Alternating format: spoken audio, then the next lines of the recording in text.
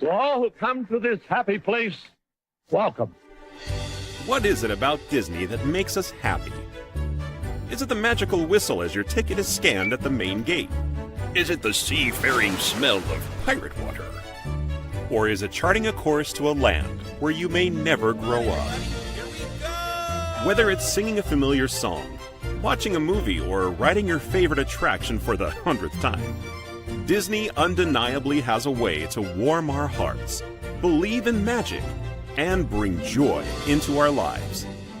This is Main Gate Magic, a podcast where we break down and discuss the infectious happiness, delight, and thrill of all things Disney. And beyond!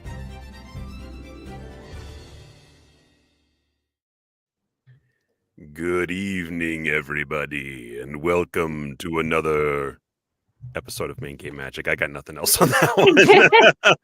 Hello, my pretty. What's happening, everybody? It is good to see everyone's faces, and Thomas is sipping his Mad Hatter Tea Party teacup. That's so awesome. Rocking the Disney there. I love it. And you got you not only have Fear in the background, but you got a companion behind you too, a little four-legged companion. What's that one's name?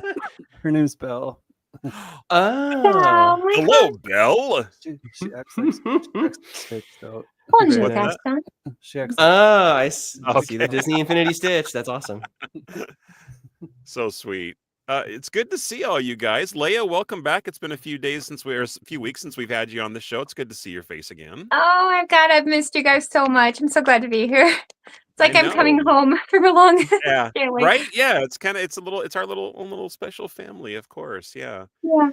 And of course, Ben, how you doing tonight, buddy? It's good to see you too. I'm doing good. I'm still recovering from the weekend of working hard at the haunted house, but otherwise I am doing a-okay. The haunted house that we do not mention. Yes. Mm. Well, that's kind of the reason that we're here tonight and doing our wild card episode a little bit earlier than normal. We were kind of all talking about, the kind of, I wanted to do like something like a horror movie, like a specific horror movie. And Leia, I know that you like certain horror movies.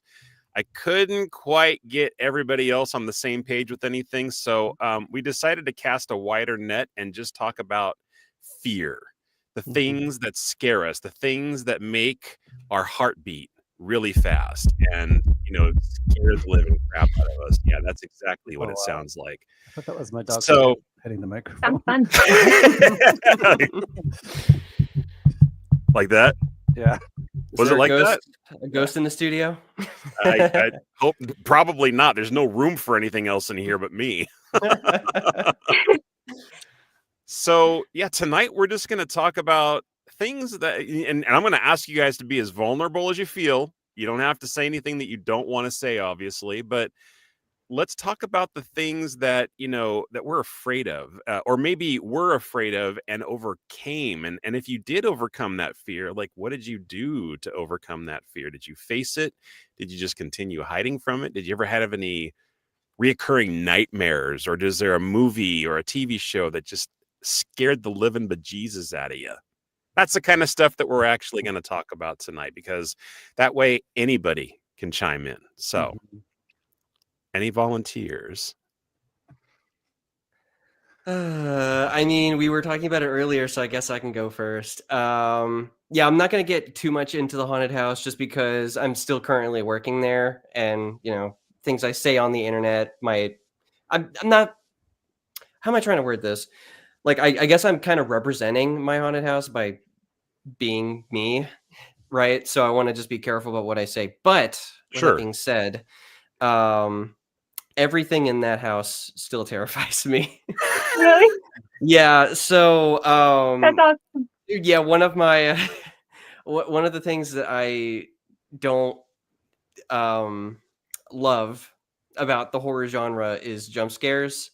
Obviously, I mean, like, I'm sure everybody probably, there's like this gut roll, like fight or flight response with jump scares and stuff. I am particularly weak for that kind of stuff. So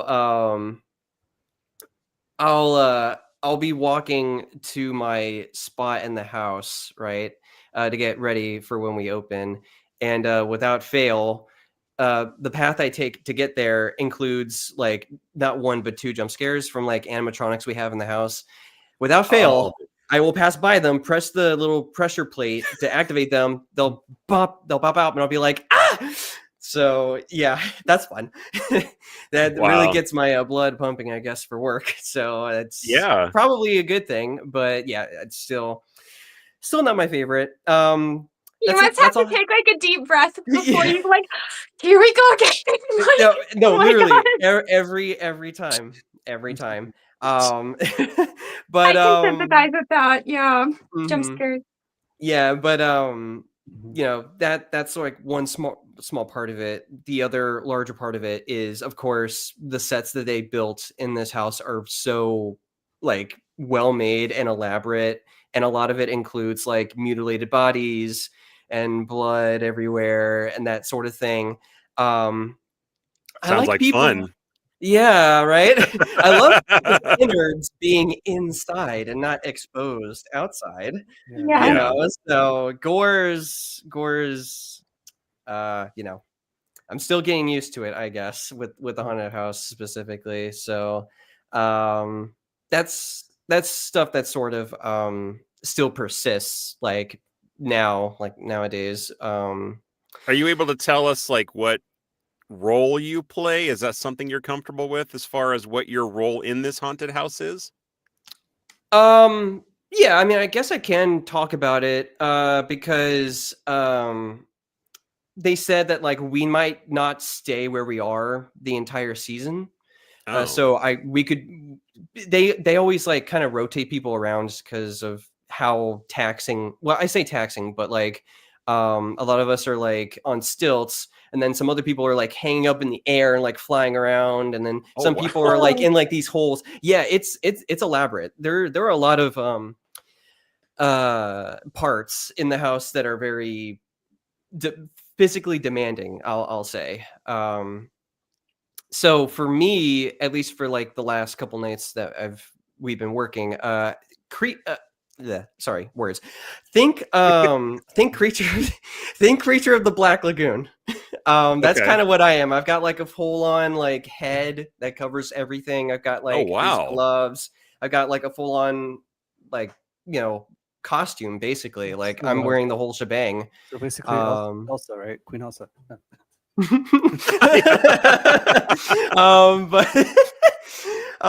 yeah, no, the premise of our house is there's like various different sections. It's all connected in one route, but like you'll go from like the streets of London at night to an asylum to like Evil Dead or like various different like themes and stuff. My area is all considered pirate. So fun.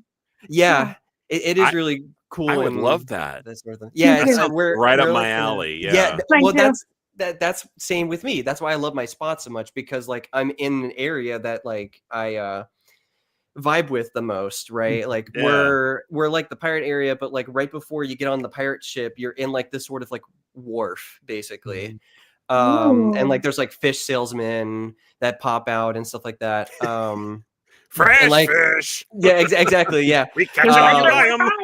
Yeah. And like mermaids and stuff like that. So like I was like, wow, I get to be kind of like a creature of the lagoon, but like I get to kind of vaguely be sort of like Davy Jones and like his crew from the Pirates movies. That's why I love my spot so much, right? And Davy Jones being one of my favorite characters. Yeah, absolutely. It's been fun so far, but also terrifying, like I mentioned.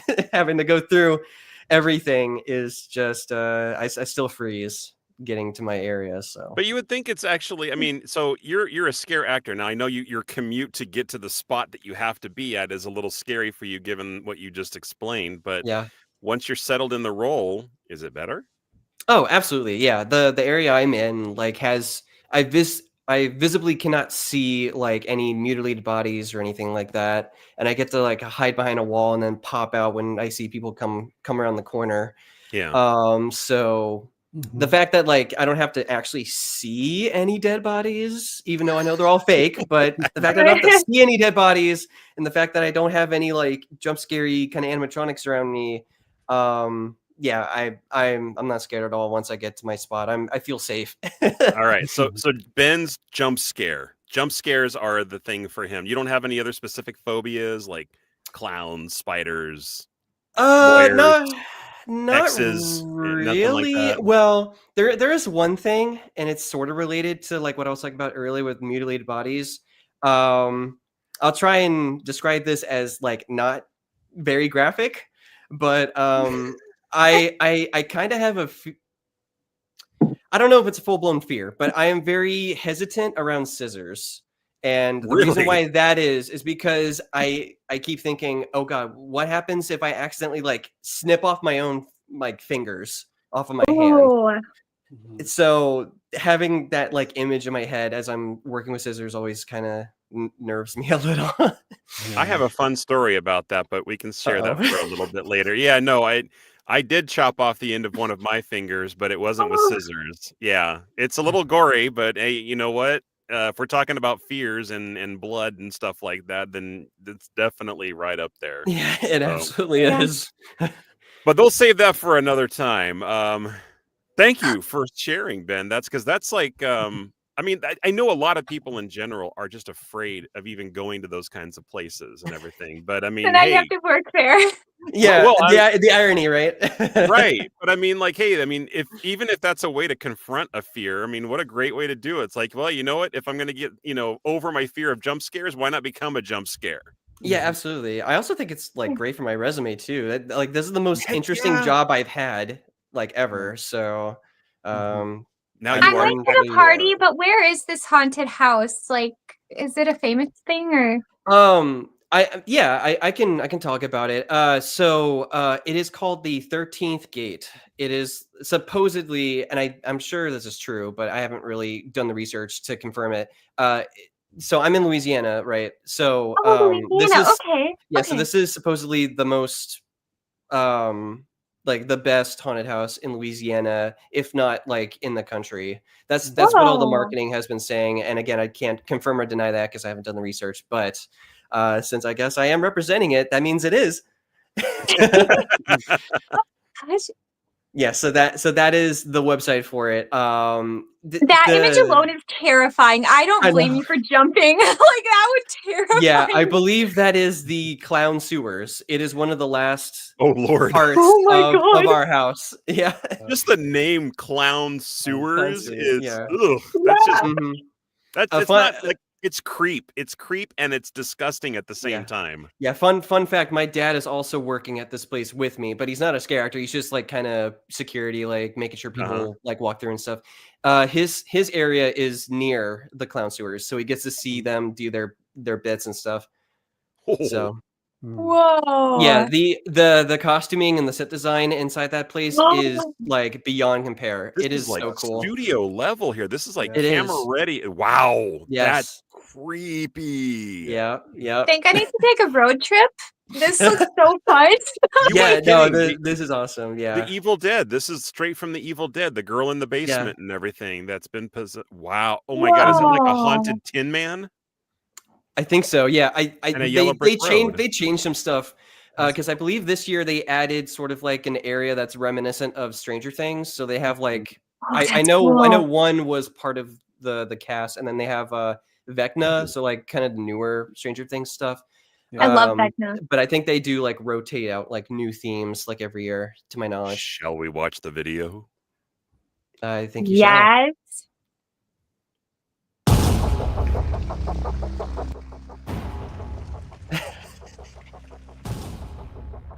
I'm zooming into. Ooh.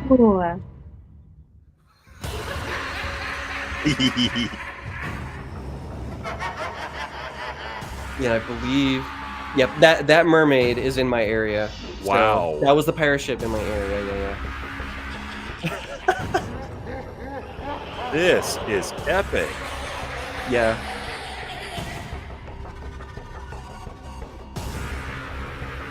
Nice. Yeah. Clown sewer. Yeah. Clown sewer. Yep. All of that, by the Jump way. scare. Yep. Oh, There you go.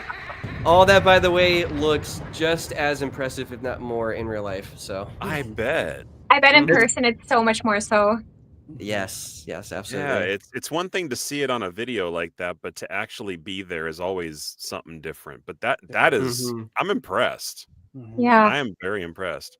Yeah. Now, Thomas, I got to go to you next because Okay. you always kind of give me the impression like I'm Mr. Cool as a cucumber. You know, I'm just sitting here doing my own thing and vibing. Does anything scare you? All of it scares me. Yes. All of it scares. Um, my first time was at Six Flags Fright Fest in Vallejo. Mm. Actually, Oh yeah.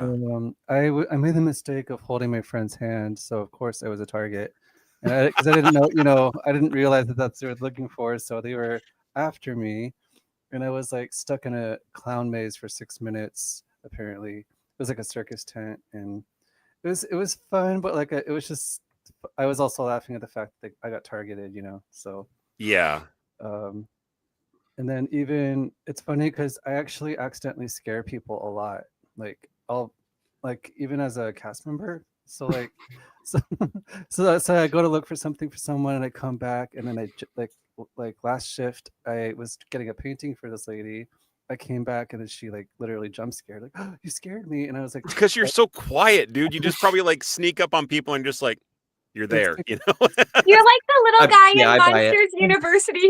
Mike Wazowski. He's like, oh, we gotta get a bell on you or something. Oh yes. Standing there quiet. I love it. It's because in middle school someone told me I walk like an elephant because we had an upper floor. So I think Uh-huh. ever since then I subconsciously walk really quietly. Oh, wow, okay. I see what okay. you mean. But like All right. Disneyland is actually doing more scare act. They actually posted something for cast members to do scare acting.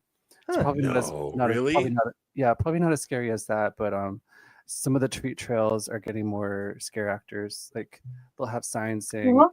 only enter if you're okay being scared, kind of thing. Really? Wow. So Yes, please. yes. So I thought about auditioning for that. Yeah. And then also as a millennial, like I'm really not like I didn't grow up with horror movies, but in school a lot of my friends love the horror genre. Mhm. So they're always casting me like the last time I did a short film, it was definitely horror. We went into this creepy like warehouse and they were like saying, oh yeah, I've seen this, this was creepy, and like they kept like getting psyched out about it. But as the main character I was supposed like as Thomas I was scared, and as the main character I was scared, so it kind of worked out. So you had, even though you had like dual personalities going into it, both of them were scared at the same. Like what do you do when that happens? It's like usually one kind of nulls the other, but when they're both scared, you're kind of screwed. Yeah, I just tap into the part of myself that I try to present as a cool cucumber. So There you go. You do a good job, Thomas. Truly. So congrats. Yeah, I'm not cool like you guys when it comes to watching horror movies. Oh, please. There's still some stuff that I will jump at all the time. There is still some stuff that I cringe at when it's just completely cringeworthy, but Yeah. it's just it's not that I'm cool when it happens. It's the kind of stuff that gets my heart pumping, and I love that adrenaline rush. Mm. Same, Jason. We need to like binge watch with you and Lisa, like Oh horror God, movies. yes, That would be absolutely. I so mean, fun. the Conjuring series is one of my favorites, and it's some of the most I just saw the new one. creepiest movie. Oh wait, you saw which one? Last Rites. It's in theaters right now. Oh, it came out? Yes. Oh, wow. my God. Yeah, definitely got to see it because we've seen It's good. every movie from the Conjuring universe, including the Annabelle and the Nun and all that stuff. So yeah, it's so good. Well, since we've covered half the screen so far, I'm going to jump over to our audience. Not a lot of people participating in Fear tonight. I'm guessing that everybody else is chicken. So for the brave ones, let's go ahead and say hello to whoever's watching here. So Auntie Cherie is in the house, and she says the Exorcist movie when it came out. Yeah, Yeah, that movie. It's still to this day. It's a little campy now that that I'm older and wiser, but the scenes where she's possessed and she's slowly transforming into this hideous like demon human thing, and the director did an amazing job, like showing like light and shadow and doing crazy things with the voice and everything. And you just don't expect this sweet, innocent little girl to become what she became. I actually found it eerie how quickly she changed. Like, she just wasn't feeling good. Then she came downstairs and wet herself. And then it started happening like quick. And you didn't really understand.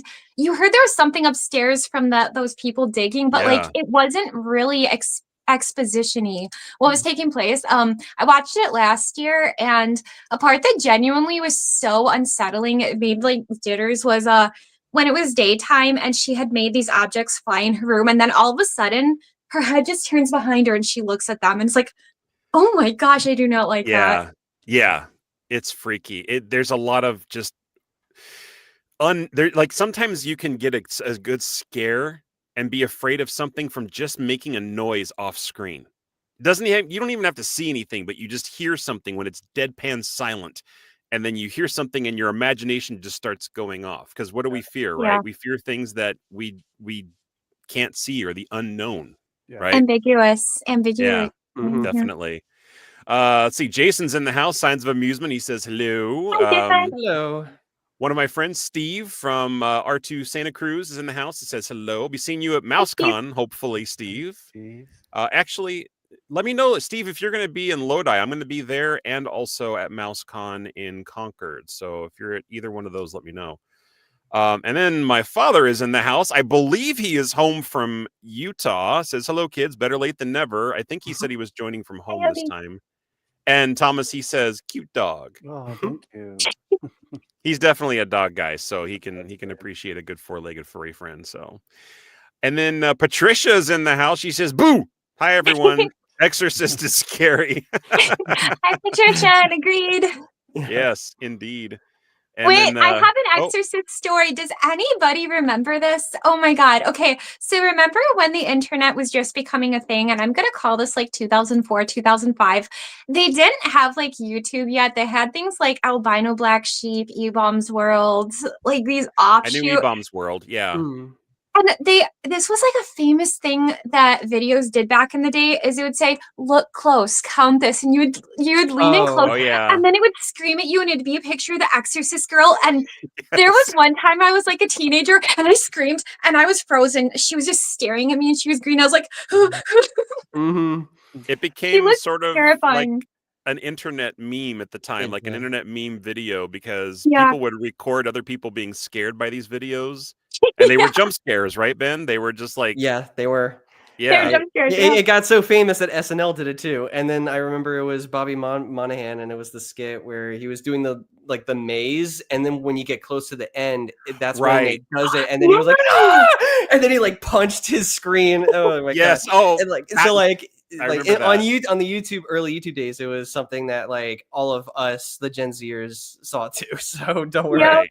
transcends Exactly. generations. Mhm. No, but I remember those late. And you know what? Even like I think I've told you guys before, Lisa and I, we watch Modern Family like over and over and over again. We've probably seen the entire season maybe 3 or 4 times so far since we started watching it. Never seen that And one. they actually do one particular episode where Manny and Gloria Gloria is married to Jay, who's played by Ed oh my god, I forgot his name. The guy from Married with Children. Ed something. I'm drawing a blank. It's been a long day. Yeah. Anyway, they're doing what they call this I think it's like, I don't know if it's a real thing or if it's like a made up thing for the show, but they call it Inocente. It's like some kind of Colombian tradition on Christmas where they scare people. And they got Jay to watch this really sappy movie that he loves to watch, and he's like in the middle of crying, and all of a sudden the scare thing pops up, and they just start cracking up. And you know, he was the victim of Inocente. I'm like, I don't know if it's real, but I just love how they incorporate real world stuff like that into a fictional show. It Yeah. works really well. That's fun. So Steve says he's in the house, and he says, "Hey guys, Trilogy of Terror on ABC in the 70s. I Oh. think I remember that one." And he says the one with the voodoo doll. It's been ages since I saw it, but I don't think I ever actually saw it on ABC. I probably rented it on VHS back in the day. Mhm. and it was just like a few short stories that were comprised into like a full movie, kind of like Creep Show or Tales from the Crypt, how they used to do that kind of stuff. Hmm. But that was a good one. I think it was pretty freaky. It was like some kind of crazy voodoo doll that was, it was like alive, like a Ooh, a doll that's creepy. alive. Anybody have Dolls a were my fear of that, kryptonite like when I was a Chucky? child. Really? Oh, I was terrified of Chucky as a child. Like, I'm not anymore at all, but yeah, that was one of my big ones when I was little. Wow. I mean, Yeah, it sometimes I have dreams of like spirits. Like I feel like it's a present. Like for someone who used to live in the house, like if I go to a new house, I'll dream. Ooh. And then Mm. the worst dream I've had is like when I first moved to my apartment in Fresno, waking up and feeling like someone was looking at me, but it felt like previous Yes. owners. Like Terrifying. yeah, That's what, so that's where your brain went, is you thought it was like the Yeah. previous owners, like alive or dead, like you feel like they were still living there. they felt like it felt like they were still haunting the place, and like I've kind of gotten in more into like clairvoyance and like spirits, territorial spirit, that kind of stuff, you know. And it's weird because I don't even like creepy stuff, but that's just, you know, I dream about weird stuff sometimes. So But do you feel like that's Mhm. like something that you're just like over now because you actually started reading up on clairvoyance and yeah, understanding it better? yeah, a little bit, yeah. That's one of the best ways to overcome a fear, is just to understand it better, right? Yeah, I mean, Haunted Mansion, believe it or not, used to scare me as a like freak me out as a kid, just because I never grew up with it. But now I'm like, cool. Okay, yeah. So, yeah. I used to have these. I still do kind of have nightmares every once in a while.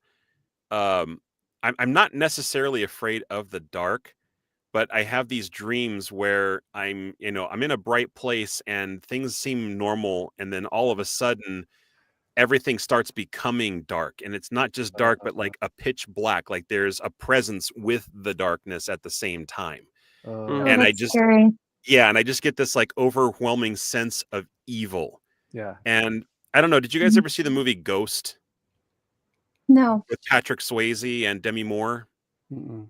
heard of it, but never seen it. Yeah. Put it on your list. It's a really good one to watch. There's only a couple of spots that are kind of scary, but they're not like jump scary, Ben. Mhm. They're just more like kind of creepy scary. Yeah. But it's a story about a guy and a girl who are, I don't think they're married. They're just like boyfriend and girlfriend, but they're moving in with each other. They live in New York, and a tragic accident happens to the guy. That's Patrick Swayze, and he dies, and he becomes a ghost. But he learns, being a ghost, that he wasn't, it wasn't like an accidental death on the streets from a mugging. It was like he was set up. He was murdered. Mhm. And Mm. murdered by somebody he knows. And I'm not going to give it away too much for those who haven't seen it, obviously, even though it's a really old movie. But since you guys on screen are, haven't seen it, and I've told you to go see it, I don't want to give it away. But anyway, there's this part near the end of the movie where when a soul is taken from somebody after they die, they go either up, with a heavenly light and you see it, or the dark creatures come and get you. Mm. Mm. And it's not, they're not like physical form, they're almost like shadow form, and they have this like weird growly guttural sound that they made for the movie to make them sound like really creepy. Ooh. That part gave me the chills when I saw that for the first time. So that was I'll have to like one watch of the, that. yeah, it's a really good creep factor part of the movie and everything. You got and it's really good. I think Whoopi Goldberg is also in it, and she actually got an Academy Award for best supporting role for an actress in a supporting role. So Nice. definitely worth a watch. Let's see, we got more people in the audience. Let me kind of get to these guys really quick, and then Leia, we're going to hop on over to you next. Let's see. Leanne, my sister-in-law, she says, hi everybody, and my fear is birds. Leanne, I hear you. There are some birds Really? that I am terrified of. Yes. Emus? Oh my God. Oh, emus, yeah. Really? Yeah, makes sense. Makes sense. They're flightless. They have one of the strongest kicks in the animal kingdom. They're close to raptors and they will eviscerate you. Okay, wow. They'll That's peck your eye interesting. out. They are a mean bird. Yeah, I've Sorry. If they feel threatened. I've It's heard real from fear. It's like Christmas Story. Instead of you'll shoot your eye out, you'll peck your eye out. Lisa, Leanne's sister, my wife, Lisa, she is afraid of birds as well. There's actually a few people on that side of the family that are afraid of birds. And it's kind of unfortunate we live where we live, because in where we are, there's like and I'm going to say the real word for it, a murder of crows that comes around our neighborhood almost every night. And they're on the rooftops, and we're on the top floor of our apartment complex, so we can see them, and they're in the trees. It's, even for me, it's kind of freaky. I don't have a phobia of it, but it is pretty creepy. And Patricia says Ed O'Neill. Thank you, Patricia, for pulling that one out of the hat for me, because I was drawing a blank. Phenomenal actor. Let's see. And yeah, she's saying that to Steve that the Trilogy of Terror was creepy, and he says he still has nightmares about a little voodoo doll that scares him. My dad says, I'm afraid of running out of coffee. That's a good one. Valid. Oh my God. Same way. What's that, Thomas? Same way. I'm the same way. Yeah, I mean, especially with all the tariffs nowadays. I mean, who knows, right? Maybe coffee will stop being imported. We'll just have to go with the stuff that we grow. Do we even grow coffee in America? I don't even know. Not really. No, I don't think we have the climate for it. Yeah. Dad says, love the word eviscerate. It is a good Oh, word. thank you. Oh, and Steve says, yeah, the Disneyland crows. Yeah, those are real. Thomas, have you ever seen the crows that fly? And even Ben, you've seen the crows that fly around at night, like right as it gets towards the magic hour? Yeah. Yeah, I think so. I don't know what it is. Like, I don't know. Maybe they take the garbage out at a certain time, or does anybody have an idea of like why they always circle around at that time? Guesses? No.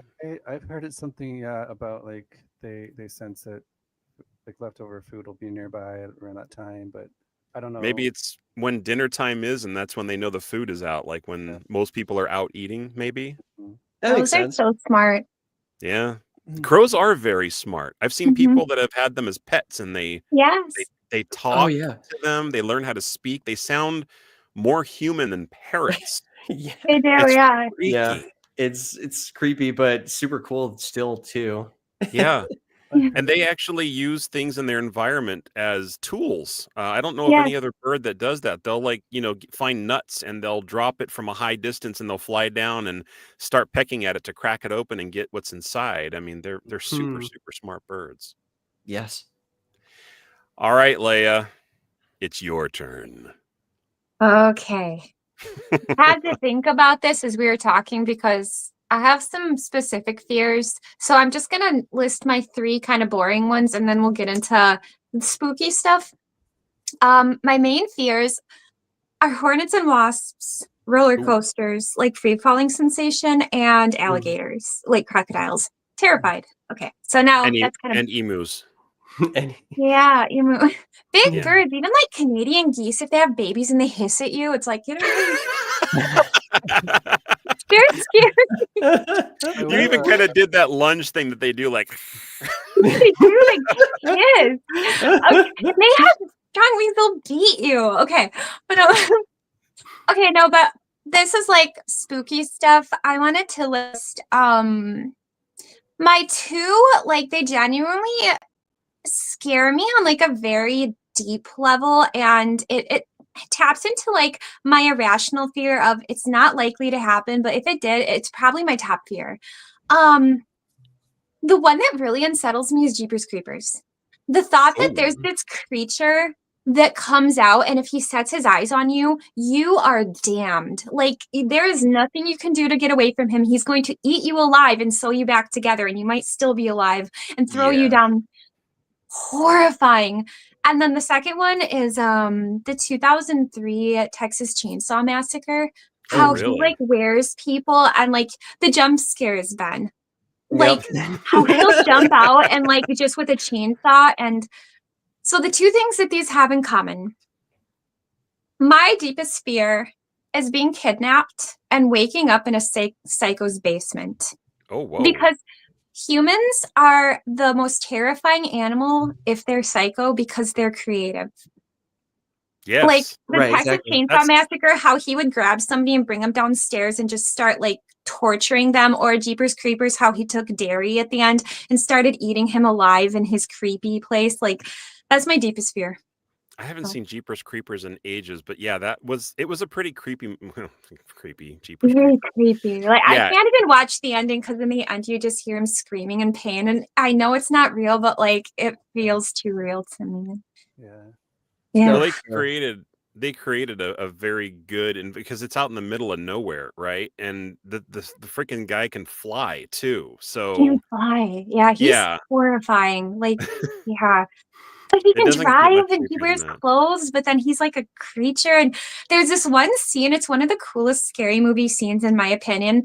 Barry and his sister, they're driving, and his scary vehicle had just tried to ram them. And they're driving on a country road that's kind of wooded, and they see this abandoned church, and they see Jeepers Creepers dumping these body like sacks down. And as they drive past, he just stands up and looks at them. And like there's like this like dome sound. Yeah. Boom. I We get all the know feeling, that. Jason, like I get a high off of it. Like it terrifies me, but it's also such a fun feeling. It's like it's like eating spicy food. It hurts, but it actually makes it more Feels good. enjoyable. Yeah, Yeah. it Absolutely. gets your heart pumping, right? Mhm. Mhm. And I think that's Yeah. what the attraction is about people who like to be scared, is because they get that adrenaline rush. It's like going on a roller coaster, even though roller Yeah. coasters are really not your thing, or the heights or the fear of falling or something like that. But there's other Yeah. things that can thrill us as human beings, and being scared is definitely one of them. Hence the draw It to is. places like haunted houses and, roller coasters and, places that are up like really high. I mean, that's why people create these, they have these tall buildings for a reason, but then at the very top, we'll give like the Stratosphere for an example in Las Vegas. It's a really tall hotel, casino, and at the very top there's a restaurant that revolves around, and you can see the sights of Las Vegas as it's rotating. But above the restaurant on the roof are amusement park rides, and there's Really? even one. Oh yeah, and there's even one ride that it's literally just a big arm like this, and on the arm is like a steel coaster car, where I think they can fit like maybe 8 to 10 people on the car or something like that. And the arm, all it does is this. It goes up, so the car slides back, and then it tilts forward, so the car slides forward all the way over the edge of the Stratosphere, so that all you see when you are hanging over the building is straight down to the streets of Las Vegas. Ugh. That would be scary. So yeah, but I mean, this is why they create these situations to kind of give people that adrenaline rush, and it kind of Mhm. makes you feel alive a little bit. And I think Right. that's the draw. Yeah, I mean, like chemically, like adrenaline produces dopamine, so you've Right. got Dopamine, that yep. response in there, so makes Yep. sense. It does. Oh Yeah. boy. And maybe that's why they call us all dopes for seeking out adventure like that. Never thought of that. Yeah, I mean, it's either that or dopey, but I mean, I kind of like the dopamine dope reference instead. Yeah. Okay, so now we've still got some people hanging out in the audience. I've heard a fear of birds and a fear of running out of coffee so far, and one movie. There's got to be something else for the people that are watching that you're afraid of. So don't be shy. Keep the chat going and tell us like some of your deepest, darkest fears. I mean, something that just you remember even as in your childhood, that just like you can never forget. There's always that one thing when you're growing up that you're just like, oh, I remember this. It's like a vivid memory, and it always scared me. So if you guys have anything like that, put it in the chat. Let's talk about it. And Leia, was that pretty much it for them? I mean, you listed a lot of stuff. Yeah, I Can we- did. Actually, okay, I just have one story. Okay, so Yeah. when I was younger, there was something about like anthropomorphizing. What is that when you see faces and things and you put intellectual qualities into something? Anthropomorphic. Yeah, I you know say what it you're better than talking I am. about. Anthropomorphic. It's like I think it is oh, yeah, anthropomorphic or something. something like Yeah. that. It's Something along those anthropomorphic. lines. Yeah, that. Yes. So I saw too many horror dolls. Anthropomorphic. Yes, Anthropomorphic. anthropomorphic. Anthropomorphic. There you Thank you. I was horrified of dolls, and I'm gonna do a Disney reference in here. Okay. My mom and my grandma, they independently got me these porcelain dolls. And I'd seen like Twilight Zone episodes and I'd seen Chucky references, and I wanted to appease them, so I put them up on my dresser and I had a nightlight and I would just stare at them at night. And you know what made it the worst for me? Funny enough, Toy Story. At the concept that your toys would come alive when you would exit the room, I would shut my door and then I'd open it quick and see if they budged. And I was so freaking paranoid that they were alive. And I'm like, they're gonna kill me in my sleep. So I finally one day, I was like 8 years old, I just chucked them in my closet and threw a thing over. I'm like, I don't care if I hurt their feelings. Like, Oh, the poor toys. yeah. So that was like my biggest. I'm totally over it. No, I'm not. If I had a porcelain doll in my room still, it would bug me. I just can't. Oh my gosh. That was hilarious. I'm totally over it. No, I'm not. No, Now that I think about it. no, I'm not. If I can bandwagon on that for a second. Yeah, please, I'm done. Elf on the Shelf. Oh, God. Very, very similar concept to me. I remember being really, I say really young, but I guess Elf on the Shelf was popular when I was like, I don't know, 10, 11, 12 or whatever. But I did have a very similar experience to what you were describing, Leia, where I would just like stare at it on the shelf. Because obviously when I was that young, I didn't understand how it moved around the house. Because Oh I my was gosh, that's so because I scary. was an oblivious 10-year-old. And so Yeah. I would see it and like I would have the night light. So like it's just enough light that you could see everything, but it's not enough that you could, or that my brain would just be active and think like it's blinking at me. It's smiling. Stop smiling at me. It's blinking No, at me. seriously.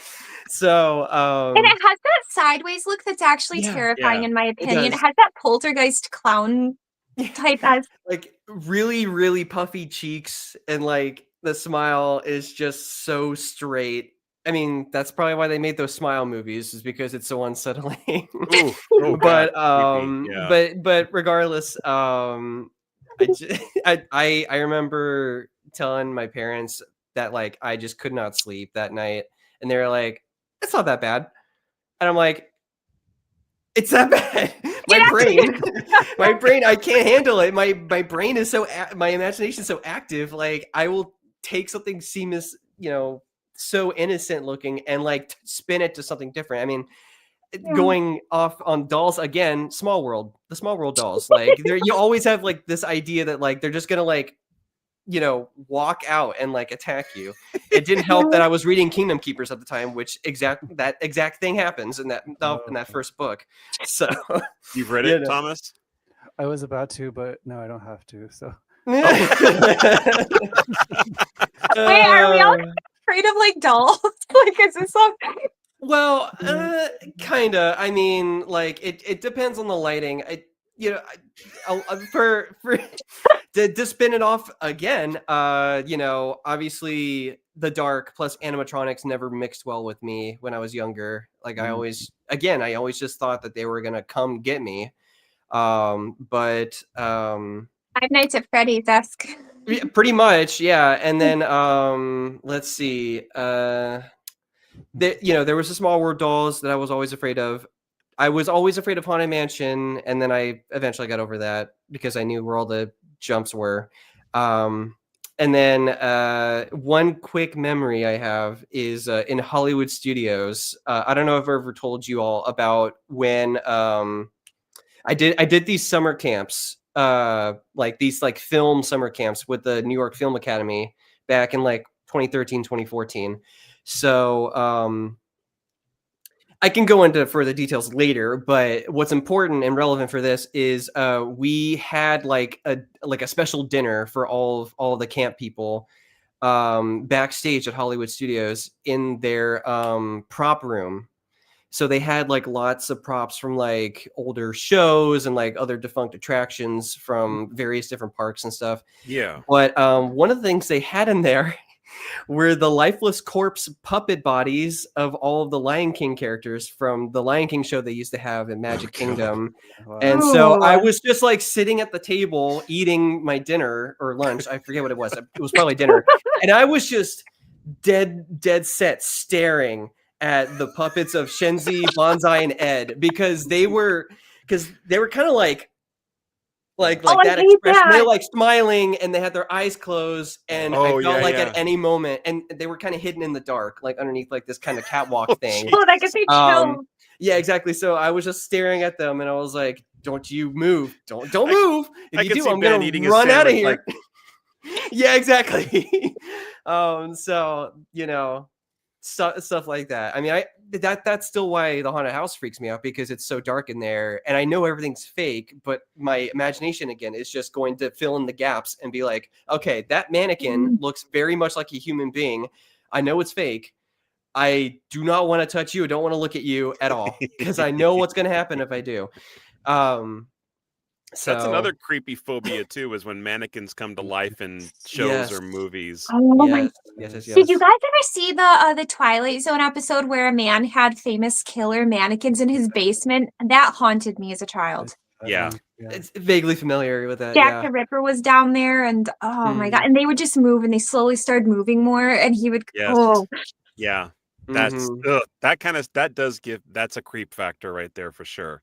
Especially Mhm. when they have more deadpan looks in their faces and you feel like they are really not supposed to move, and then when they do, it's just Mhm. like um Oh, So- and ventriloquist dummies. Okay, I'm done. I hate them. ventriloquist dummies. You They don't like can go in a ventriloquist dummies? burning pile. Yeah, how their eyes like twitch back and forth, and they're just smiling, and it's just like, The default expression supposed to be so innocent, and yet.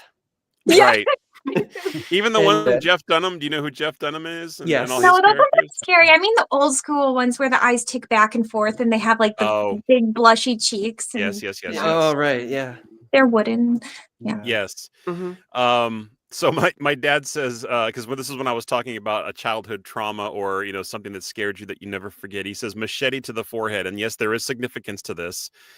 When I was younger, and I think he was helping to trim a tree for a friend's house, and I remember the location, I remember the tree, I remember the situation. It was probably like a summer day, and I was helping him gather the wood that he was using from chopping up these branches with a machete. And I had one rule that I was supposed to follow. And of course, as a stupid kid, do you follow rules? No, you don't follow rules. No. You do what you think is right, and you know that that's the right thing to do. Well, I did not follow the rule by not getting behind him when he was swinging the machete over his head. And I got a little too close on one of his back swings, and it went right up my forehead. Ugh. So, yeah, I got a nice little gash on my forehead. It actually, the initial part of the machete, the tip of it caught underneath the wire frame of my glasses right here over my bridge. And if it would have been like any closer, like left or right, I probably would have lost an eye. I think the glasses actually saved my eye. Oh my gosh. Yeah, so Mhm. I didn't need stitches or anything like that. But I got to say my very first swear word that day after my dad allowed me to say it while we were cleaning myself up in the bathroom of the house we were working at. Yeah, so that is definitely something that I never do anymore, is get behind somebody swinging a machete. Fair. Yeah, I mean, just That's a good, hey, yeah. it's a good rule of thumb. Good rule of thumb. And then Kobe's in the house. Good to see you, Kobe. He says, "Oh, great, an episode about anxiety."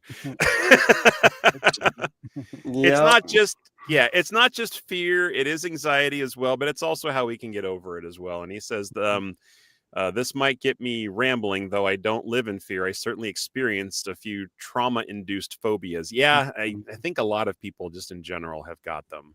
Yeah. Mm-hmm. So, No, for sure. and then he says, "Oh, what I meant was, oh, great, ... an episode about mental health."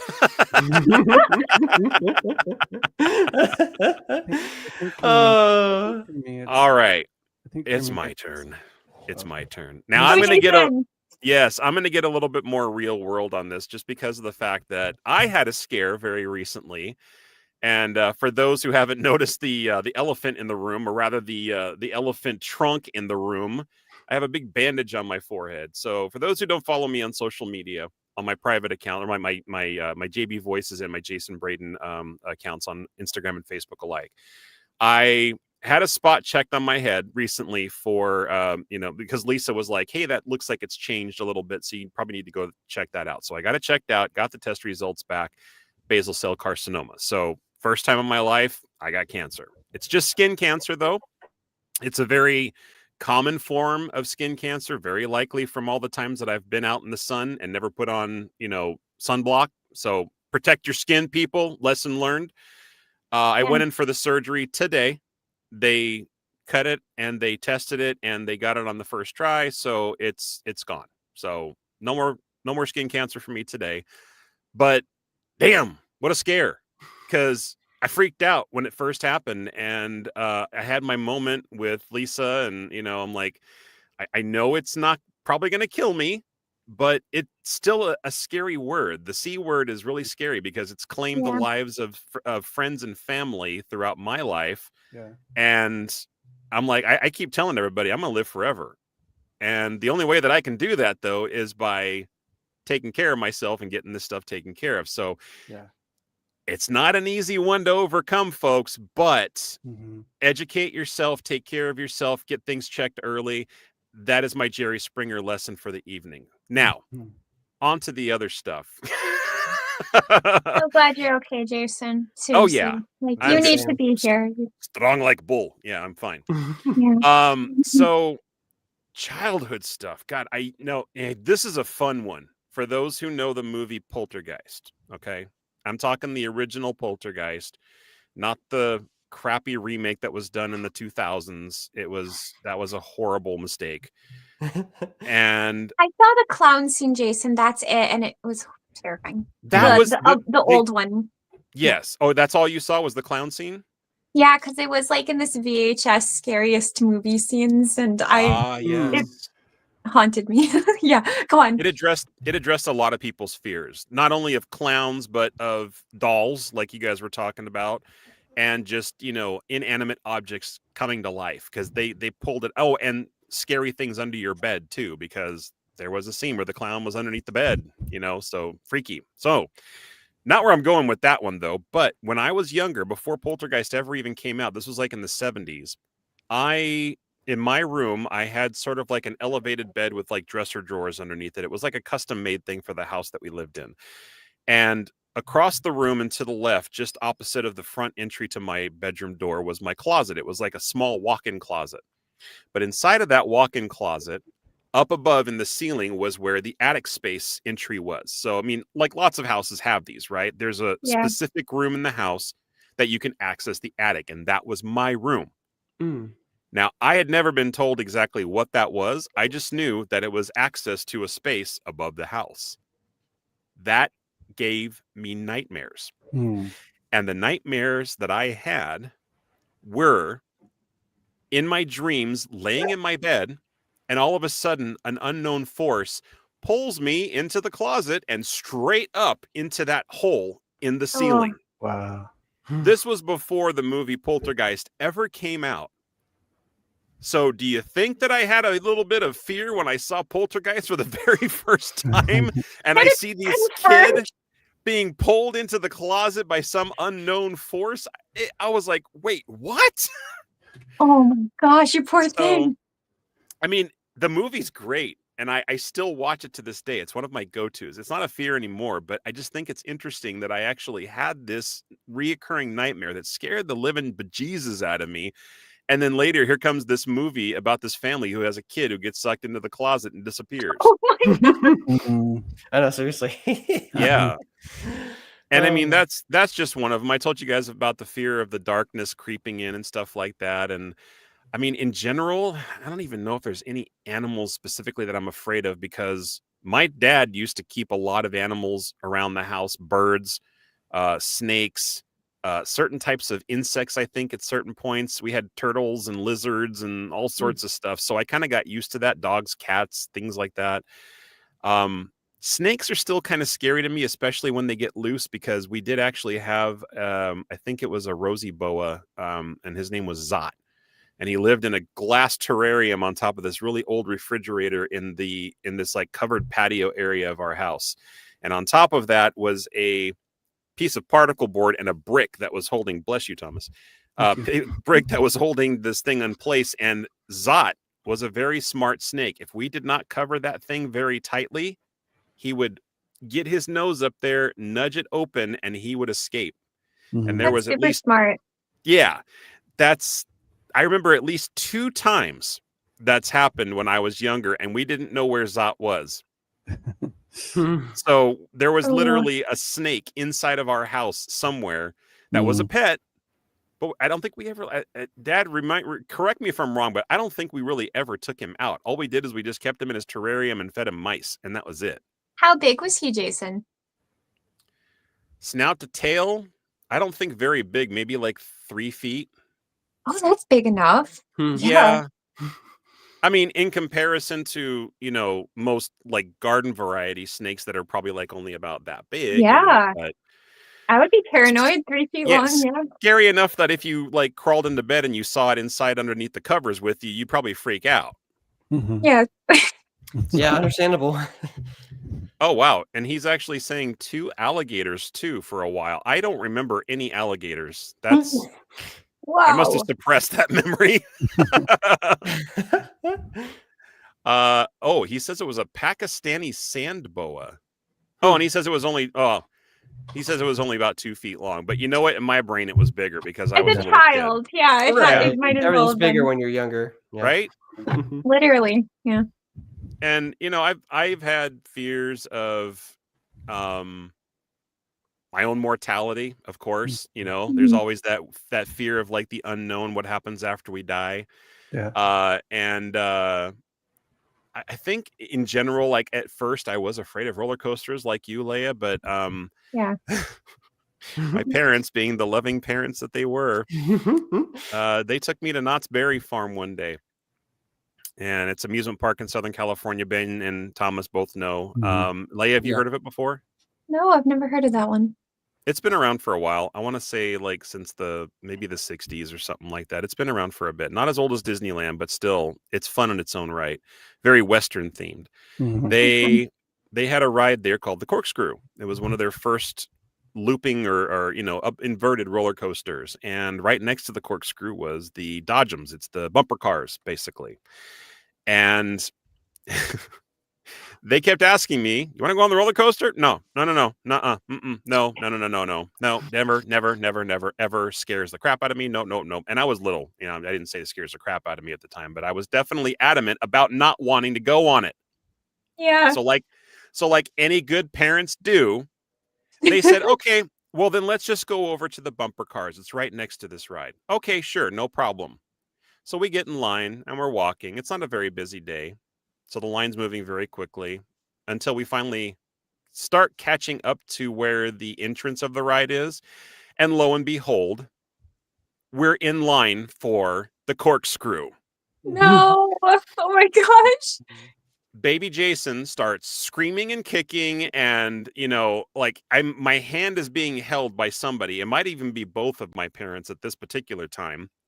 But I just remember kicking and screaming, saying, no, I don't want to go. And somehow they either convinced me or just kept pulling until I was strapped in and ready to ride it. And at the end of the ride, it was like, "So was that so bad?" And I'm like, "No." "You want to go on it again?" "No." So and from there, my love of roller coasters eventually evolved. I think Space Mountain was probably my next one. And, because I had confronted that particular fear that day with the help of my parents, it just kind of became easier after that. And now the spirit's always willing, but unfortunately, as I get older, my body just can't handle some of the ways that these coasters make you feel. So, Do you get a little bit more nauseous on them? I've heard that. Yeah. Yeah. But I mean, I've also heard that as we get older too, like, our inner ear starts, like our bodies are decaying just like everything else. And, those imbalances happen, which is why, I think older people end up start losing their balance, and Vertigo. you get older, you Yeah. fall down and stuff like that. You get yeah, exactly. And Yeah. I mean, I will go on anything, but my only fear about going on anything is how it makes me feel when I'm done. Right. Yeah. Makes- Makes sense. It's like, do I want to go on this for the thrill and then risk throwing up at the end? Give me a minute on this one. Risk So, versus reward. yeah. But that's really about it. Movie wise, I mean, The Exorcist, that freaked me out when I was younger. Can't remember the first scary movie that I feel like I went to go see was probably Cujo, and we saw it at the drive-in theater. I like Cujo. Yeah, really terrifying movie too. Very limited cast of characters, but that isolation, that feeling of being helpless and trapped was definitely something that was scary. Not a lot of movies like that anymore, except for now I think they do stuff out in the deep water, and I think they even made that movie called Deep Water, that there's somebody stranded on like a reef with a shark that's, after them or something like that. Yeah. Oh, Dad says that Knott's Knott's was founded in 1920. Was that when the park was created? That's what I'm wondering, because I know Knott's has been around for a while because it's Knott's Berry Farm. So was it originally just a farm before? That's a great question. I don't know. Let's see. When did Knott's Berry Farm open? When I hear nuts, I think of the jam. Or don't they make jelly? That's Yeah. them. Right? Yeah. Yeah, that is them. Yeah. That's right. Okay. Yep, that's the same company. So it says Knott's Berry cool. Farm originated from a berry stand opened by Walter Knott in 1923 and was officially named Knott's Berry Farm in 1947. The transition to a theme park was gradual, beginning with the construction of Ghost Town in 1940 and Wow. evolving over the following decades with the addition of rides and attractions. So I guess technically 1940 was when it started becoming an amusement park. That's what it sounds like. Oh, that's impressive. I did not realize it was that So old. yeah, Well, yeah. not that predates old. Wow. Disneyland. Also another I Walt. good margin. Say that again, Thomas. Also another Walt. Yeah. Yeah. Another wall. Yeah, that's right. Right. Also. What a coincidence. There's got to be some kind of story behind that too, but I've never heard it before. I mean, aside from what I just read, obviously, but there had to have been some kind of, hey, you know what? We should do more with just this berry stand. Yeah. We should make a Right. ghost town and start making people attracted to amusements, and then they'll buy A good our idea. food. Mhm.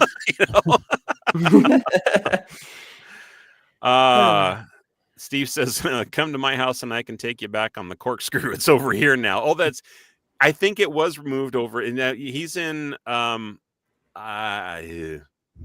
Idaho, I think he's where he lives. And that might be where the corkscrew got moved. Dad says pies. That's all he says. Oh, okay. All right, Pies. fair enough. I think they make pies. That's really good pies. Oh, and you got to go for the fried chicken too. Got to go for the fried chicken. There's a great You know restaurant right outside the park. Oh, yum.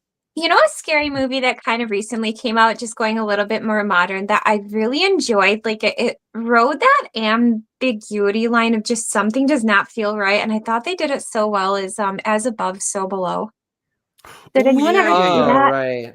Right. Oh, I've heard is of that good? It It's takes place very in the unsettling. catacombs in Paris, I think, right?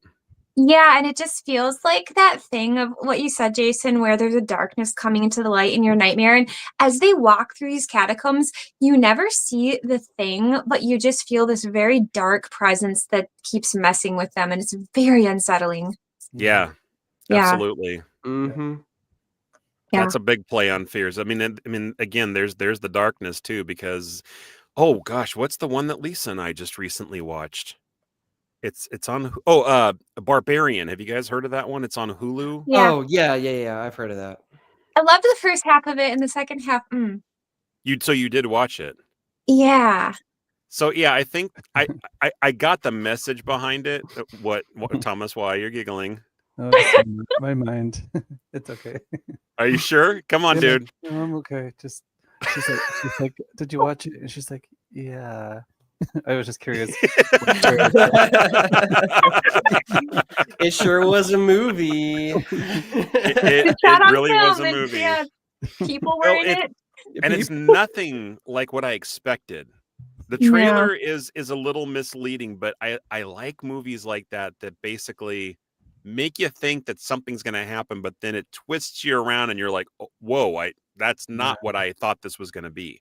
Hmm. But that can be like a great thing, or it can be really disappointing too. I've been let down so many times by movies like that, but this one didn't let Yeah. down. I actually kind of enjoyed it because it had sort of a message behind it as well, because the title of the film itself was what made you think at the end, like, okay, so why was it called Barbarian? Who was the barbarian? There's only Mhm. there's a limited amount of characters in this movie, and the antagonist is, I don't even want to say because I don't want to spoil anything, but it's creepy.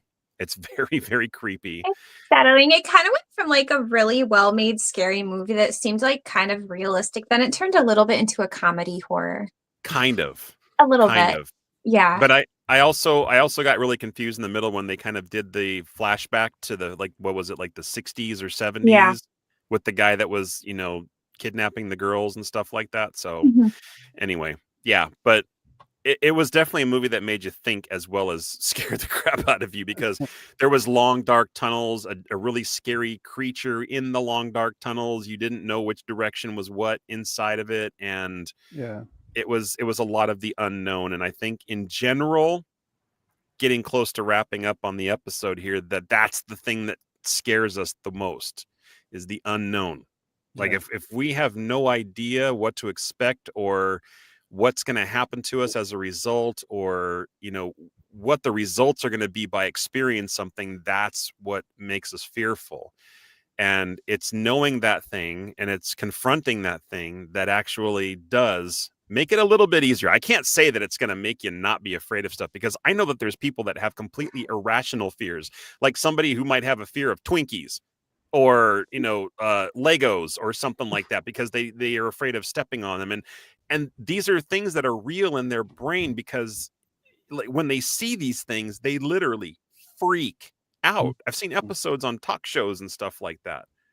Yeah. But that's Yeah. the cool thing, is the human condition wants to make it better. They don't want to live in fear, so I think you're right, Jason, because like the more you expose yourself to it, if you kind of get over the adrenaline kick that you get, it kind of numbs out. Like, I'm petrified of needles, like getting my blood drawn and stuff. It makes my heart race. I almost pass out.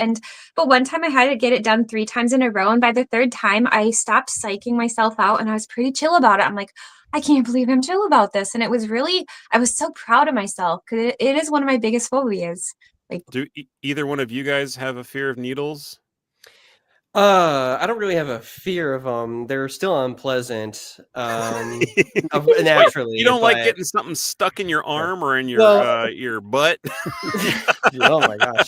No, but like, it feels tangentially related to, like, okay, just leave the human body alone. Don't, like, yeah, I was talking about like innards and stuff, but like, don't stick something in there. Get out That's of my not bubble. natural. Right. Well, it's like not natural to have something in your arm or in your, as Yeah. you said, butt, but I just meant getting a shot in your butt. That's all I meant. yeah. No, I got you. But like, but yeah, no, I wouldn't say fear. It's just kind of, I don't know. It's just unpleasant for me. unpleasant. Yeah. Yeah, exactly. Mhm. Thomas, does that ever scare you, going to the doctor and getting needles stuck in you at all? It used to, because especially IVs, because there were times they had to drag the needle. Yes, So I know. Uh, Because they got to find that vein, right? Yeah, and yeah, so definitely for sure. That's the thing that and Leia, I am right there with you. yeah. As much as I go to the hospital for, procedures, and I believe me, the older you get, the more it's going to happen. That's why I'm saying keep yourself healthy, folks, but get yourself Yeah. checked. And unfortunately, the needles are just part of staying healthy. Yeah. But yeah, when they do that IV in the back of your hand, Yeah, where there's just like it's so sensitive there, I hate and that. it's that burning sensation as it's going in. That's just like, Yes. Even like sometimes you can feel your blood coming out, and it's just like, I hate this Yeah. so bad. Like, I just, yeah. even the process of them like tying that tight like elastic and then tapping your vein in the coolness, the process, I feel like I'm getting tortured. Yeah. No, I'm being dramatic, but I hate it so bad. I've come to the point now where I've actually told the people that are giving me these shots, and even like today when I was having this taken care of. They have to numb it, but it's just a local anesthetic. They don't put you under or anything like that. You're awake for when it happens. Mhm. Yeah. But it's a teeny tiny little needle. It's a very small gauge, and it feels like a little bee sting. So it's not horrible. But even for those little ones, I still have to tell the doctor, can you please give me a countdown? Because if I don't get that countdown and I don't know when it's coming, I don't know when to breathe. Mhm. And breathing Right. is what gets me through that pain, and that fear is just, kind of like keeping myself focused and centered and not holding my breath. Because I Yeah. think that makes it 10 times worse. Yeah. Mhm. Yeah. Clenching up and being like, oh, it's coming, it's coming, it's coming, when you just relax. It's like they always say, like, if you're ever in a car accident, tensing up, if you think something's going to happen, can make things 10 times worse. But Yeah, if your I've body heard is that. relaxed, you just kind of like float around and things are going to happen the way they're going to happen, obviously. But if you're tense, you could lock yourself into a position where like bones might break or muscles might get sprained or tendons might get snapped or something like that. Yeah. It could make Right. it that much more worse. So I think when you just try to relax yourself, and by breathing through it, makes it a lot better for whatever you're going through. Really good Mhm. advice, Jason. Yeah. Gary says, for some reason, I like to temporarily scare other people with the realism of puppets or dark shadows. That's his mime character speaking. So if you guys don't know what he's talking about, go to Gary Robinson's Facebook page, and I believe he has this like kind of dark character that likes to, he has kind of like a dark side, and that's his mime Yeah. side. Oh, okay. That's Yeah. fun, Gary. Definitely. You sound Patricia like a says, yeah, he was on the show. He was the Walt Disney, Mhm. the spirit of Walt Disney from the East Coast side. Yes. Aw. Patricia says, I had to have propofol when I had to look at that word carefully so I didn't mispronounce it. When I dislocated my wrist, the disorientation coming out of that is unsettling. Yeah, Ugh. the last procedure that I had at the hospital, I was put under anesthesia. I'll just say it. It's a colonoscopy. You get them after you turn 50. So they had to put me completely under with a heavier sedation, and waking up from some of those, it sucks. Trippy. It's not just trippy. I knew where I was. I knew what was happening. I had my composure and my thoughts about me, but it made me sick to my stomach. And they said nausea could be a thing. So now that's another thing that I have to look forward to whenever I have to go and do something like this again. I'm like, oh, great. Can you put me under a little harder so that way when I Oh. wake up, I'm just loopy Mhm. and not feeling like I have to puke? I would really appreciate that. Yeah. Right. Dad says, pain don't hurt. Patrick Swayze, Roadhouse. Yes. Kidding, Odie. Which is hilarious, because when Patrick Swayze is saying that, he's got his arm up like this. The doctor is putting stitches in his side from where he got stabbed by somebody or sliced by somebody. And as soon as she does the staple, he's like, he winces from the pain. I'm like, oh yeah, tough guy. Pain don't hurt until it hurts. Does anybody know this reference with Roadhouse from Family Guy? Yeah, I Roadhouse. do. I did. When I saw that, I was thinking Roadhouse. Like just Peter saying that all the time. It's so good. In the I car. think I remember that one. Yeah, I've seen most of the episodes, but I can never retain the stuff that happens on Family Guys, because there's just so much that happens within a period of like 20 minutes. They Yeah. do a lot. They do Yeah, a lot in that show. a lot. Patricia says there's a joke that since cars are tested with test dummies, to act like one if you're about to be in a crash. Yeah, so that's No you just kind way. of like you go limp. Oh, right. But I actually know that for a fact, because I made that mistake. I got in an accident in 2012. It was on a Bay Area freeway when I was still having to go into the office for work. And I was in my commute, and I had, stuck in traffic. It was like stop and go. And things were going well until they weren't. And then I had to slow down because there was more traffic up ahead. But the guy behind me apparently didn't see. So all I saw when I looked up in because I'm like one of those drivers, I'm always checking my rear view mirror because I'm paranoid about somebody hitting me from behind. Yeah. And real fear. sure enough, this one particular day when I was on my way to work, all I saw was smoke coming from the guy's tires as he was hitting the brakes, coming deadpan, like just like straight towards me at speed. And I don't think he hit me like at a very fast speed. I'll bet you it was probably close to maybe like 15, 20 miles an hour by the time that he got to me. But because I saw it coming, I did this and I braced and I impacted myself. And then when he hit me, my arms like tensed up and, you know, Oh. they like the shock went through both of my arms. And because of that, they were in pain for like 3 weeks solid. Oh wow. There was really nothing I could do about Wow. it because I think it was just like a sprain on my muscles. And if I had just gone limp and let things progress as they should have progressed, then it probably wouldn't have been as bad. It's a real thing. It's scary, but it's real. Good to know. Hey, there's Ryan. Ryan's Hi, saying, hi, Ryan. friends. Are you at Disneyland Ryan. right now still, or did you guys get back from the park? I know it's still kind of early, but I mean, I also know that, you know, sometimes you just have those late nights. So Dad earlier said Snakes on a Plane movie. We were talking about our fear of snakes, and I have yet to see that. Has anybody ever seen Snakes on a Plane? When it first came out, I was a teenager. Samuel Jackson. Yeah. I'm read so it. tired of these mother effing snakes on this mother effing Right. plane. I was gonna say everybody knows that line. So. Of course. Oh my gosh. I don't know. It was just never something that was like appealing to me. So It was entirely dumb. It was so like early 2000s B movie. Like, but sometimes those can be pretty awesome, you know. I mean, it all oh, depends. so fun. There's Yeah. still some that are from the 80s that I go back to as sort of go-tos, and I'm like, oh my God, I can't believe I still watch this movie. I can't believe they're remaking The Toxic Avenger. Have you guys seen that? No. No. Yeah, The Toxic Avenger was a kind of like this B movie about this janitor at a school, I think, who got some kind of nuclear waste dumped on him or something like that, or just, you know, industrial waste, we'll call it. And Yeah. he got these superpowers and he sort of like fought crime as the Toxic Avenger. And his weapon was his mop. It was like an irradiated mop. Yes. Yeah. Creative. Doesn't that sound like a B movie? I mean, like just Yeah. that alone. Yep. Yep. And what's crazy is that the remake is actually being made with and I'm gonna need your help on the name. It's the guy. He was in one of the Avengers movie. I think it was Endgame. He was like the giant dwarf. And he's also Yeah. been in movies like Pix. He's a little person, but he's got a really deep voice, and he's in British actor. Oh, yeah, is he was it an elf. Peter Dinklage, right? Peter Dinklage. Yeah, good one. Yeah. I like Yeah. him.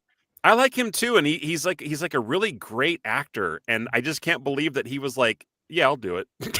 You know, I'll remake this B movie where and it looks gory too, because I think Mhm. a lot of what they're doing in cinema nowadays, they're bringing gory back.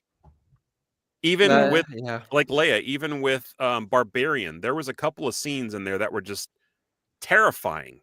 Yes. The way certain people got, if you know what I mean. Yes. Can I just say the most gory? I could not watch it. It was so unnecessarily torturous. I couldn't wrap my head around it. The Terrifier 2. Really, you watch those? I saw it and oh my gosh, it was so unnecessarily torturous. I was like, no. Like, Okay. yeah. What little I know about Terrifier is because I know I think Art the Clown is like in Halloween Horror Nights, and he comes from those movies. I wonder if number 2 specifically is the one where like the bathroom scene, like is that part of that? I don't remember. I think it's a scene from one of them, but I don't know which. Oh, the bathroom scene. Yeah, that was at the end of the movie, but that was not the worst part. There's a part I won't give the details. It's Fair. just has to do with a girl's bedroom. That's all I'll say.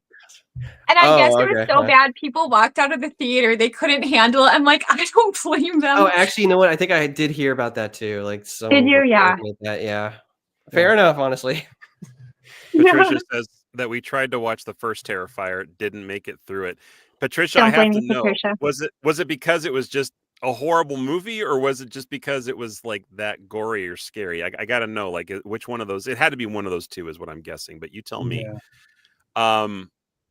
You know what? I had a thought. You guys were talking just now, and it completely drifted away. But we're gonna go over. Oh no, I know what I was gonna say. So I was talking about the gore factor. If you guys really want gore, I know that there are some people that actually gravitate towards these kinds of movies. I'm kind of one of them, although my constitution is getting a little weaker as I get older, and sometimes I'm just like, no, that's way too much. The Substance. Have you seen that movie with Demi Moore? Yeah. Woof. Woof. I Indeed. mean, oh God, it's like body morphic, weird transformation stuff. It's so unbelievable, and it goes in a direction near the end that you're like, okay, what movie am I watching now? Yes. That I was completely thrown off guard, and it didn't go the way that I thought it was going to go. And Leia, would you agree? It was like really great at first, and then all of a sudden it turned into a B movie, right? It did. And you know what? Like, for those listening, or those listening after, not the live version, as a woman, I actually, the end part of her on stage, Jason will know what I'm talking about, I actually didn't see it coming. Take away the B part, I actually started tearing up, and I kind of started crying because she wanted to be beautiful like she always was, and that was completely taken from her, and that was like really heartbreaking to me, because Yeah, like she kinda did every it to woman herself, deserves to too. feel beautiful, and like Yeah. She kind Yeah. of did it to herself though, too. It was like, yeah. it's like when But you she had don't a follow mental the disease. Yeah. Yes. And it's like when you don't follow the rules of the Gremlins, right? I mean, there are consequences to having rules if you break them. So Yes. follow the rules in the movies, folks. Because if you break them rules, nasty stuff happens all the time. Mhm. All the Yes. time. Patricia says, I thought Saw was a solid horror movie to see once. The needle scene in, I believe, 2 was a nope. Yeah. The needle scene is when that girl gets thrown into like a pit of hypodermic needles. And she's just got them stuck like all over. So you want to talk about a fear of needles? Oh, yeah. Heard of that, but I never saw it. The Saw movies are definitely gore, but Yeah. they're good. They're good. It's actually a really interesting line of movies to watch. So I will say that the medically related shows are getting more and more graphic. It's not Mhm. horror, but it's like the stuff that they show it's almost horrific.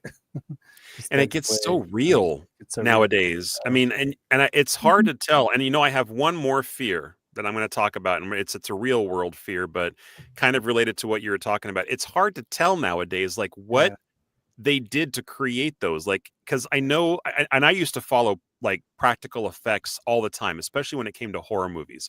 Yeah. I would see like how they did the makeup and what did they do for like the blood splatter, and oh, this skin was made with latex, but this skin over here for this mask was made with foam rubber, and I studied it, and I'm like, oh my God, I would love to do this for a living someday. I got really, really into it. Yeah. But nowadays you've got CGI, right? Yeah. You've got computer generated imagery, and there was a lot of stuff done with that as well. Like, and I'm going to give a perfect example was, it's the second movie, technically the third, The Thing movie. Mm. So have you guys ever seen any of the Thing movies at all? No. I've Some only- of Heard my of them. favorites. Oh my goodness. You John surprised me, Carpenter's Leah. You first. still shock me to this day. Oh, I just the like second that one is has one of the most unsettling I can't watch it scenes. the first one or the second one? Which Oh, the which one are you? second one. I'm not talking about like the 1950s, 60s one that was done in black No, and the white. 1980s one with Kurt Russell, John So the Carpenter. John Carpenter's The Thing. Yeah. The second Yeah. one has a scene like the prequel one that came out like in 2011-ish or Mhm. 12. Oh my gosh, the one scene where the Thing morphs with him. Yes, Mhm. it Oh. merges. Yeah, Oh, there's some creepy stuff that happens there, but they utilized a lot of CGI for a lot of the effects in that one because I think there was just certain things that they needed to accomplish and show that you just couldn't do with practical effects. It's impossible. Oh, for sure. yeah. But now we've got AI. And that is starting to scare me more and more. And here's the reason why. The reason AI is starting to scare me is because the more that I look on social media and I see these fun little videos of people showing like people doing just fun things, crazy things, or even like, oh, look, there was this bear in my backyard and now he's jumping on a trampoline and here comes this raccoon and he's jumping on the trampoline with the bear and then they fall off and haha, it's funny. It looks real. The way they Yeah. create it looks 100% real. But then you look at the captions and sometimes, only sometimes they will say, This was generated using a series of different tools, like, artificial intelligence and stuff like that.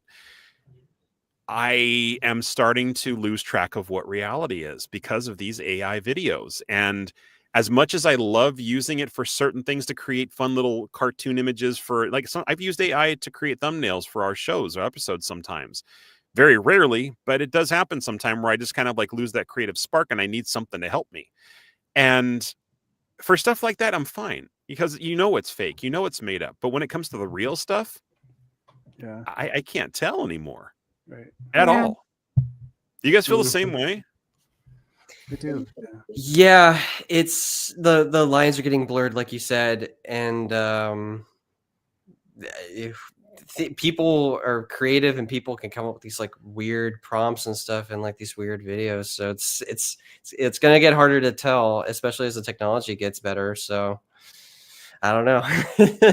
I agree because there are like most people, like 99%, I'm just saying it like example wise, are going to use it for fun, good purposes. But for that 1% that's like going to try to use AI for bad Mhm. intention purposes, that is scary.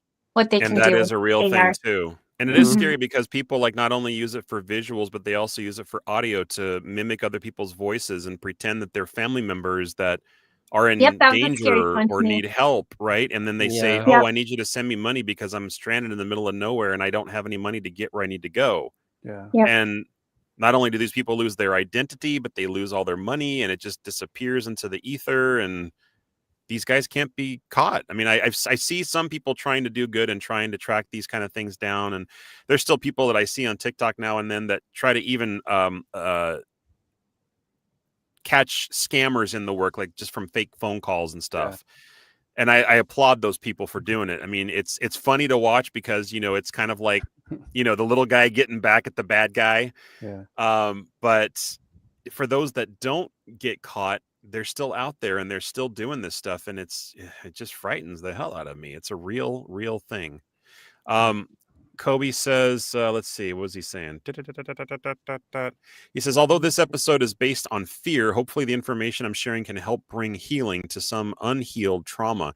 It certainly brought me relief, and trauma is the root of many fear. Absolutely, Mhm. Kobe. That Yeah. is 100% true because that's a fear that we never really tapped into on this one, but that is a real phobia as well, is that like trauma that we experienced as, adults, children, whatever, that continues to haunt you to this day that some people may never get over. Yeah. I've been So- looking into that. It's amazing. It's like what we store in our subconscious. It like runs our program, so to say. And unless we heal from it, we have ideas about the way that we're perceived in the world, and it can hurt us, but it feels like home, so we keep it going. And Yeah. unless you like undo those beliefs, yeah. But then the human factor kicks in and we do have, hopefully they seek the help that's needed. They have friends, they have social circles, they have communities that they can reach out to, because you can't overcome something like that alone. There might be somebody who's got the will that's strong enough to be able to do it on their own, but there's still some kind of psyche in the back of your mind that you're just suppressing. And if you don't let it out and you don't talk about it, it's not always going to go away. Mhm. Not a guarantee anyway.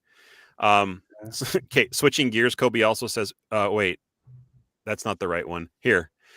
Your cat is scaring me, Leia. I can't see its real eyes except for those white areas on the side of its head. Oh, well, I can subdue the scariness. Her name is Lucy. Lucy. Oh, there's the eyes. She's awake Here now. she is. She's a snowshoe Siamese. She's my Yes. darling. She's a beautiful cat. I love Thank her. you. I love her so Uh, much. All right, Just Patricia says, scare away the emus.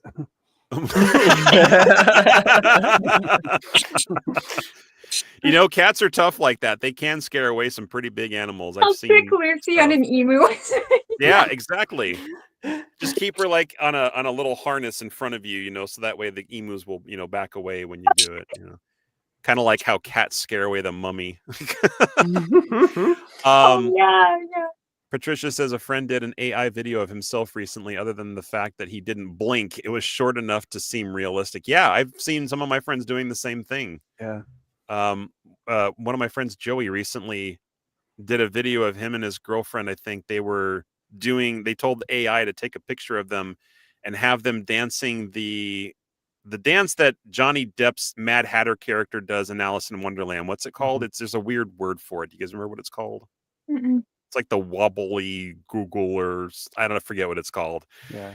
But it's scary. I mean, aside from the fact that their bodies are twisting around and doing crazy stuff that human bodies shouldn't do, it still looked real. And I'm like, oh my God, it's just scary how real this stuff is. So Yeah. anyway, all right, we're about an hour and a half in, and I'm hoping I'm not giving anybody nightmares out there by talking about all this crazy stuff. But I also hope that with Futterwhacking. Yeah.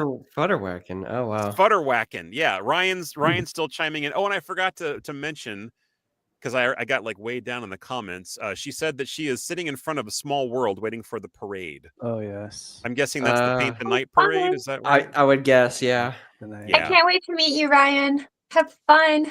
Hopefully Disneyland. next week. Hopefully next week. She says the main song of that movie is by my favorite band, Cobra Starship. It's so great. Which movie was that? Were we talking about? That was so long ago. I don't remember what movie we were talking. I know. about. I'm sorry. That was from 15 minutes ago. We've moved on a little bit since then. Sorry, Ryan, for missing your comment. But yeah, I mean, and hopefully, if these fears have kind of resurfaced and stuff, I hope that you guys also got a little bit out of it where you're not alone. Everybody's got fears, and a lot of the ways that we can actually get through them all is by bringing them out into the open and making them real and confronting them head on. And that is one of the ways. There's many ways. Seek therapy, talk to friends and family, look for support groups, things like that. Don't be alone. Don't suffer in silence if you have these kind of things. Seek help, because once you actually are in the presence of other human beings who understand what you're going through, things start to feel a little bit better. So that's my advice for y'all. So Ben, when you're walking in the haunted house tomorrow, like when they jump scare you, you should be just like, "Hey, break a leg, man! High five!" High five the scary things, and then maybe it'll be just like you're just another actor. We're all in this together. Yeah. I remember. I don't do it anymore, but I remember the first weekend of being in the house. What I would do is I would pop out, and then as they would walk past, I would creepily wave bye to them. Oh, To kind of be slightly friendly, and then I got a lot of people waving back, obviously. nice. So there you go. but no, I think now I just kind of pop out, and I just like I said, I just stare at people, because the costume by itself is enough to Plus, get them to it's freak out. kind of hard to high five an animatronic too. I can't. Right, exactly. Although people have tried, but Yeah. Ryan was saying that song was from Snakes on the Plane. Yeah. Ew. Okay. Yeah, I'll watch it someday if I've got nothing else to do in the world. No, for sure. Maybe when I'm retired. Mm-hmm. But until that time, guys, thanks very much for tuning in. This was a lot of fun. I like the discussion. So fun. Yes. Great way to kick off the Halloween month. And whatever you guys do this year, this month for Halloween, please, wherever you go, whatever you do, be safe, be aware of your environment, look at your surroundings, and just have fun. Enjoy it. Enjoy that adrenaline rush. Enjoy that rush that we all feel. Need some candy. Yeah, and eat some candy. That's right, because that can help make fear go away as well. You gotta check your candy for razor blades. Yes. There's yes. another fear. Be careful. Yeah. Kids, if you're listening or watching, have your parents check your candy before you eat anything. Do not eat anything from the street. Have them check it first. You have heard Wait, this can I from ask Wayne one more Gate question Magic. before we go tonight? Yeah. What's your guys' favorite candy? Like, if you could have one candy out of the pumpkin. Gonna go with Reese's. Ooh, Peanut butter good cups? one. Yeah. Oh, Mm-hmm. Now there's varieties. Do you have a favorite? Do you like the ones with white chocolate, or do you like the ones that Yeah. have chunky nuts? Generally, yeah. I'm generally. I'm Generally. I'm bit. I don't know what word I was looking for. Basically, I like dark chocolate more than the other kinds of chocolate. Ew. Yeah. Must be healthier for you. I'm not. It I tastes good just don't. to me. So It's too bitter. Like dark chocolate is too bitter. It's got that. Really, well, okay. I will give bitter you this. cacao It can taste. be very bitter, but it depends on how much cocoa is in there. Like I've tried some of the really, really dark chocolate, and yeah, that I can't do. But Yeah. like the general normal, amounts of cocoa for the dark chocolate. Yeah, that's good. That's I like Yeah. that stuff. Peanut butter Yeah. cups is Lisa's favorite too, and apparently Dad's favorite too. Yeah. Peanut butter Oh, cups. hey. Thomas, what about you? Yeah, peanut butter cups. I also like raspberry filled chocolates. Oh, Ooh, cool. I used to work at that's Godiva. one. Godiva, and we would have to sample. Like, you have to sample each morsel as it comes in. Okay, no complaints here. No, Oh, fair. You have to be no able to, complaints, and 15 pounds later. Do you have a sweet tooth? I do. Seriously, fruit, Like, you end up looking like that lady from SpongeBob. You know, uh, are they Huh? selling chocolates? Chocolate. I hate chocolate. I always hated chocolate. Leia, you asked the question, but you didn't say what yours was. Ooh, one of my favorite ones, it's very specific. I like the Hershey's Nuggets and it has like toffee pieces in it. Oh, it's so good. It's just Oh, I know what you're talking about. Yes. they're just delightful. Yeah. Those are good too. Oh, Yeah. and my father also put a very guilty pleasure for me during Halloween. Candy corn. Oh, candy Ah. corn. Oh. It's just I get it, Jason. that pure sugar crunch, that like smooth outer shell and that kind of sugary texture on the inside. Oh my god. Creaminess when you yeah, I'm with you. When I was little, I would actually nibble the white part off the top of the corn before I ate anything else. I know Ah. it's so weird, but it was just what I did. Jason, I actually eat them that way. I eat the white part and then I bite down to the next and then I just I have a process too. Oh, you go by color. Oh. They Yeah. probably all taste the That's same creative. too. It's just like Yeah. I don't think they add any different flavors in there. No, but, it's the exact same. It's just habitual. Yeah. Yeah. Patricia was saying that's a great way for parents to get the best candies too, is by going through all the candy from their kids' buckets. Yep. Yep. God, you know, How about you, I Jason?